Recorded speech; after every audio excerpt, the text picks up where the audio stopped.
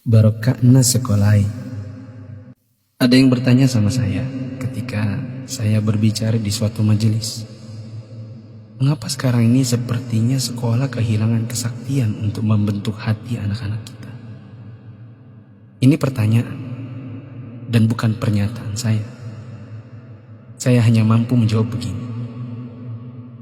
Dulu orang tidak sekolah setinggi sekarang ini. Bahkan di kampung tak ada yang hebat berteori pendidikan sedahsyat hari ini.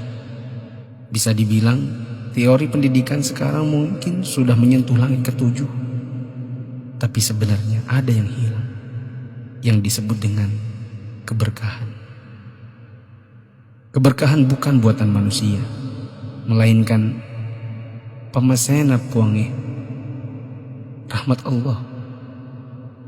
Bukan sekolah yang membuat orang sukses, tetapi Allah lah yang berada di balik semua kesuksesan manusia dalam usahanya. Maksudnya, secara khusus saya mengajak Anda yang berusia 40 tahun ke atas untuk menengok sejenak ke belakang. Balik. Ingat waktu kita sekolah di SD, yang nafas tak baru setengah-setengah, kita sudah disuruh ke sawah, membantu guru matanek menanam padi, membantu guru mencari kayu bakar di daret, di kebun, mengambil air untuk dipakai guru di rumahnya, disimpan di gumbang. Teori praksis pendidikan saat ini akan berkata bahwa ini tak ada hubungannya dengan kurikulum dan media pendidikan dan lain-lain. Kita disuruh mengerjakan pekerjaan oleh guru yang seakan tiada hubungannya dengan akademik. Bukan itu saja, bahkan mungkin kita pernah menjaga jualan guru.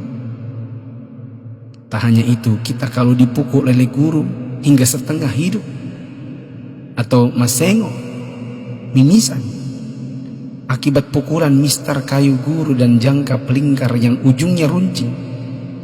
Disinilah intinya. Atas itu semua, pernahkah orang tua kita protes? Pernahkah orang tua kita mengeluh dengan tugas-tugas tadi? Pernahkah orang tua kita melarang kita ikut ekskul dalam tanda kutip yang saya sebutkan tadi, mencari kayu, mengambil air? Sama sekali no. Orang tua kita tidak pernah mempersoalkan. Inilah mata air yang mengalirkan keberkahan.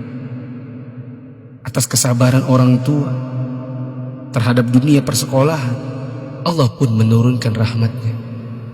Dia membalas kebaikan hati orang tua atas penghormatan terhadap guru dan eksistensi sekolah yang bahkan mungkin dengan segala kelemahan.